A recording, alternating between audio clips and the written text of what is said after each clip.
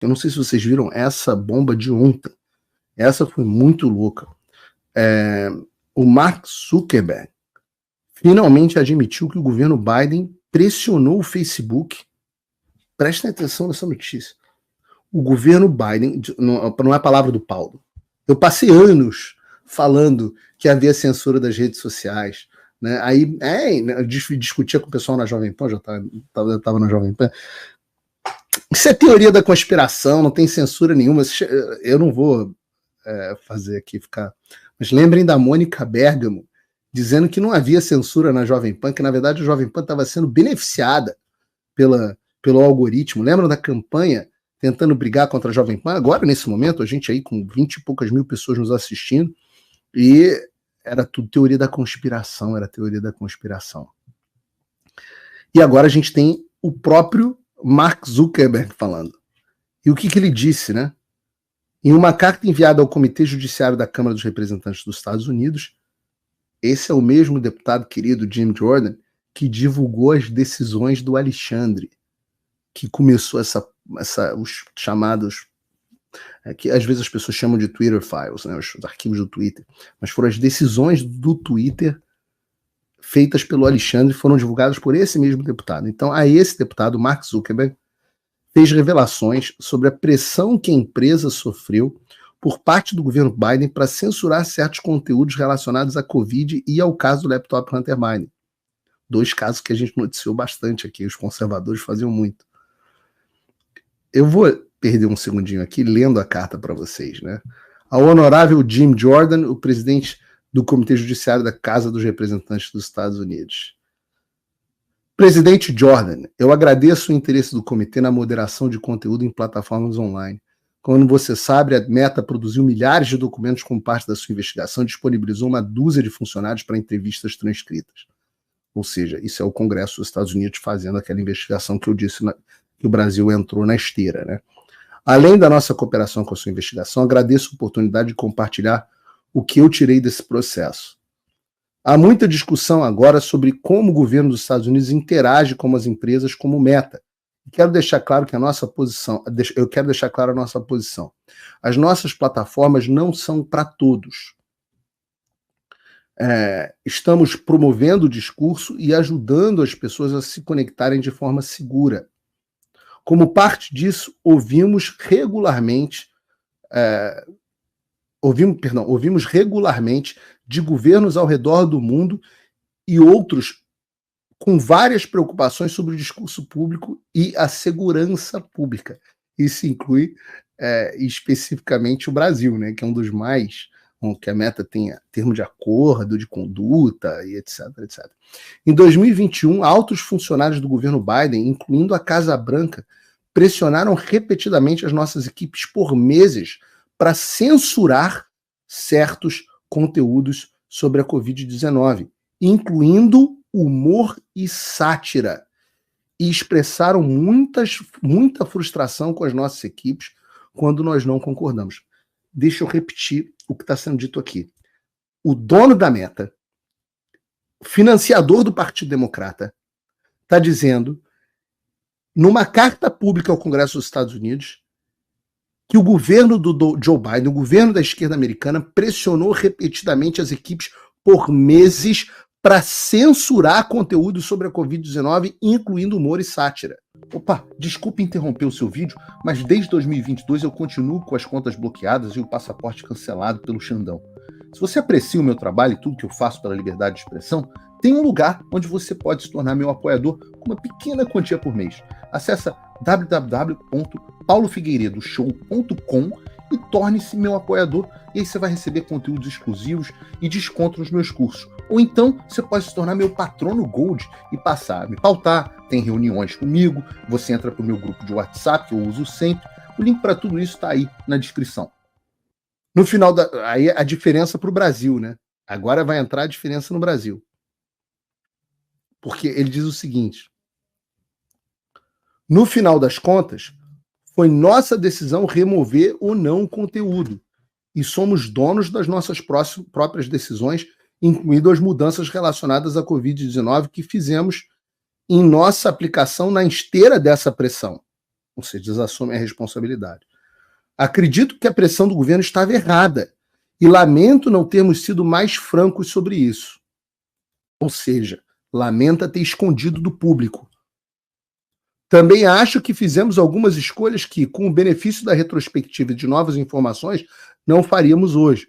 Ou seja, hoje todo mundo já sabe que as bostas que a velha mídia empurrava goela abaixo, sua goela abaixo sobre a Covid-19, e que nós não podíamos sequer falar nas redes sociais contra, eram falsas.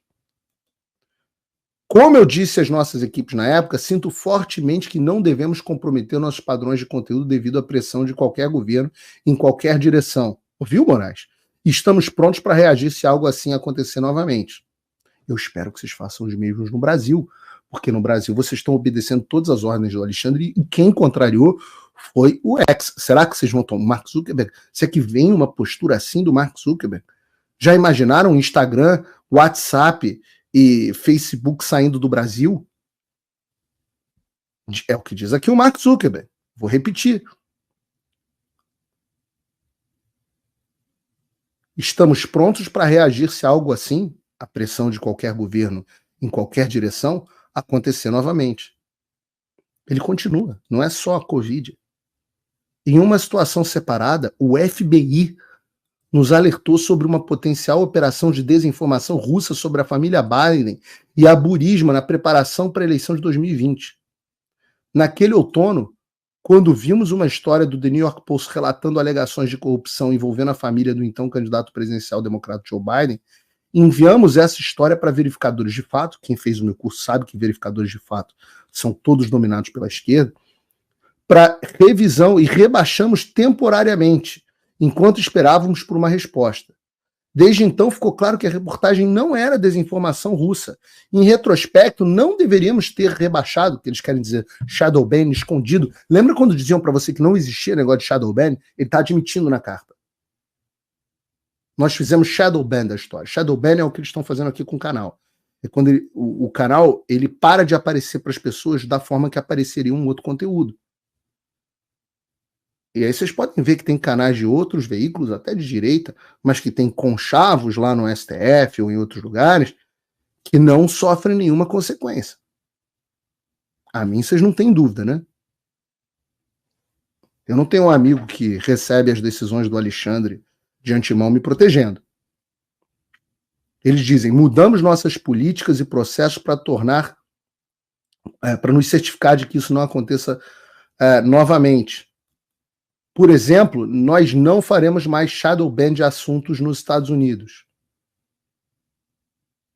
E aí ele continua falando sobre a doação eleitoral que ele fez para várias ONGs que eram para garantir a segurança eleitoral, e o que aconteceu foi que essas doações acabaram em benefício do Partido Democrata, acabaram, na verdade, sendo utilizados para fraudar a eleição americana. E eu mostro esse assunto aqui porque ontem, por exemplo, eu abri uma caixinha de pergunta no próprio Instagram do Mark Zuckerberg, a minha quarta conta, Real P. Figueiredo 04, e eu abri uma caixinha de pergunta e me colocaram lá, quem é o chefe do Alexandre? E eu respondi o que eu acho, que não é que o Alexandre tem um chefe. Existe uma agenda global de censura. E o Mark Zuckerberg, e o Alexandre de Moraes é simplesmente o mais proeminente e o mais ousado do mundo. Então o vírus é o mesmo no mundo inteiro. É o vírus da censura da esquerda, é o vírus da censura da esquerda pós-moderna, que acredita na pós-verdade, que acredita que a ordem do discurso é um mero instrumento de poder. Esse vírus é um vírus global. Só que o sistema imunológico do Brasil é pior. Então, nos Estados Unidos, o que nós soubemos foi que o Biden ameaçou as redes sociais dizendo, olha, se vocês não removerem o conteúdo que a gente está falando, a gente vai tirar de vocês a proteção do que se chama aqui de Section 230, que é uma proteção de blindagem legal que as plataformas têm para não serem processadas pelos indivíduos. Então, se alguém me calunia no Globo, por exemplo, eu posso processar o jornalista e o Globo.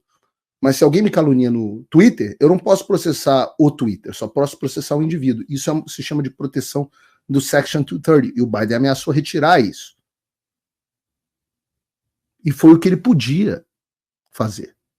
Então não é que o Partido Democrata, e é importante dizer que esse pessoal das redes sociais, assim como a Folha de São Paulo está agora sentindo a dor da censura, e o Mark Zuckerberg está agora sentindo a dor da censura, essas pessoas são as que fomentaram que isso chegasse até aí. Eu não as isento de responsabilidade. Porque não é, por exemplo, que o Partido Democrata não queira censurar o X. Ou derrubar o X, como fez o Maduro na Venezuela. Ou mandar prender o diretor do X, como fez o Alexandre de Moraes. Ou prender efetivamente o fundador do Telegram, como fizeram os franceses. A França, de onde, aliás, o Rumble já tinha saído. Né? Justamente você vê. É o cumprimento da ameaça, né? Porque o fundador do Telegram foi preso sendo responsabilizado por ações de terceiros na plataforma dele. Não é que ele deixou de remover, é que permitiu. E isso é um aviso para o Elon Musk, porque eles vão tentar alegar que o Elon Musk também permitiu trocas de conteúdo. E esse é o problema. Não é que eles, por exemplo, se eles tivessem o poder para mandar o opositor para campo de concentração, como fazem os chineses, os franceses teriam feito. O Partido Democrata, se pudesse censurar jornalista, como fez o Alexandre, cancelar passaporte, se pudesse fechar o Rumble, se pudesse fechar o X, eles tinham feito. O vírus é global, é da esquerda do mundo inteiro. É que nas democracias consolidadas, isso fica mais difícil porque o poder é mais difuso, tem check and balance. E foi construído para ser assim. Na França, não. A França realmente é um país que o iluminismo francês não é o iluminismo britânico. Né? E no Brasil você teve um homem que foi mais ousado do que qualquer um, e as instituições brasileiras, o sistema imunológico, os checks and balances não funcionaram. O Senado escalou, botaram banana na presidência do Senado, com apoio, inclusive, do Bolsonaro. O próprio presidente Bolsonaro não soube responder a esses avanços, tentou, como pôde, mas não soube contra-atacar esse tipo de coisa. Inclusive, indicou 2 ministros para o STF que compactuaram com essa agenda de censura, também não foram um freio e um contrapeso aos abusos do Alexandre de Moraes. E os militares botaram galho dentro. Mesmo quando tiveram a oportunidade de agir, dentro da lei, dentro do império da lei, não agiram. Então o sistema imunológico do Brasil não funcionou. Daí o cara cresceu, virou esse monstro que parece que a gente está na Venezuela, no Brasil, porque o sistema brasileiro não teve anticorpos. Mas isso traz também uma oportunidade que eu diria grande nessa situação, porque nós temos, ao contrário dos Estados Unidos, onde a coisa está difusa no FBI, você vê a administração Biden, Deep State, etc., uma coisa muito enraizada.